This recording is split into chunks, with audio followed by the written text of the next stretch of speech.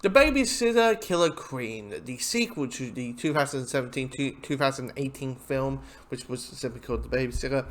And this film is a very surprising one for me, because I remember, like, I only seen the first film once, because I remember me not liking it. And whatever the reason was, I haven't checked why I didn't like the first film. I just remember not liking it. So guys, start Googling and YouTubing and find the reasons why I didn't like the first one.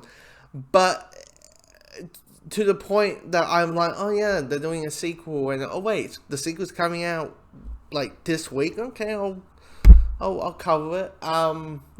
There's no movies coming out, any new ones, so I'll check. I'll give this a shot, because I say it's surprising, because what the film was, this film, Killer Queen, I quite enjoyed it what it was, as this like stupid gory horror film, which you kind of feel like it's trying to be Evil Dead, you know what I mean? Like, definitely Army of Darkness, where it's like, here's a slasher horror film, but it's not taking itself serious. It's trying to be more, be a little bit more with humor and that kind of thing.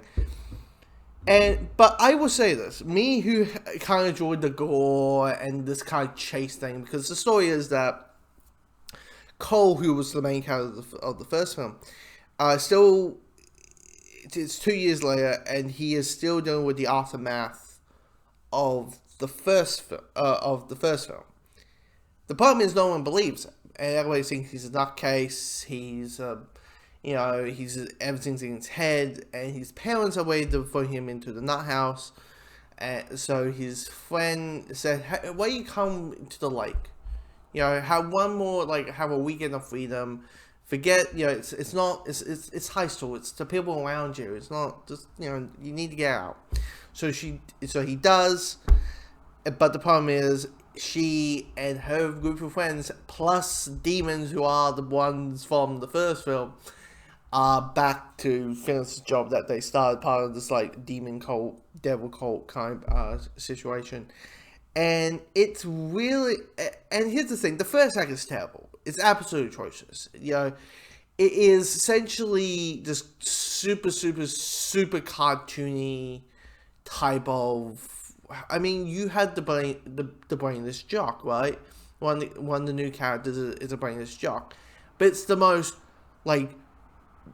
dumb-ish. I don't want to say a certain word, but it's like the most dumb, mindless jock I have ever seen. Who's like, look at my muscles. I'm yeah.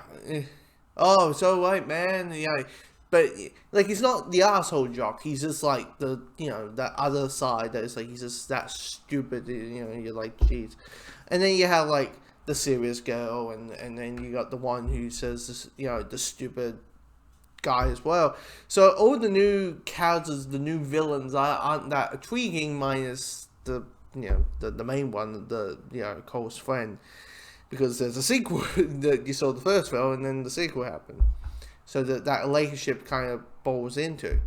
They introduce this new character, this new hero, a new supporting character. And she's a good character, a decent character for a movie like this. But the problem is, her introduction is so oh yeah, it's like, oh yeah, by the way, here's this new character. There's no transition. The editing was very choppy. The parents felt so cartoony, so comic relief. It's trying to be when you're having a movie that's a lot of death and murder, and it's very over the top, and then you have the more over the top parents who are fussing about, are you high? What? Are you high? Are you smoking weed? Because one of the parents is not a big fan of pot, not a fan of weed. And all that. But when it, I don't know,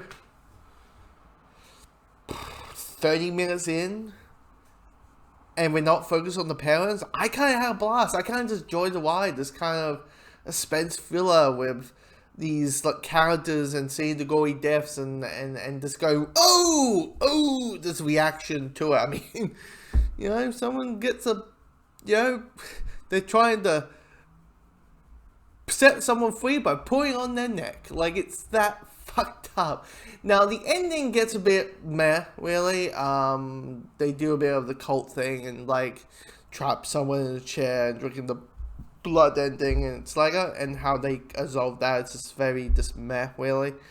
But yeah, the soundtrack is fantastic. I mean, I couldn't help. I start singing the songs. So I start singing the songs and all that. I just need to rewatch that first film and what was my mind thinking at the time. Like, seriously, I'm going to put a link to the first, my review of the first movie just to understand what was my fucking mind thinking. Oh dear. But yeah, it's just a big, giant, cartoony, like, goofy film that's trying to be very Evil Dead-y, and it, in a way, it kind of deceives in the tone that it's trying to set.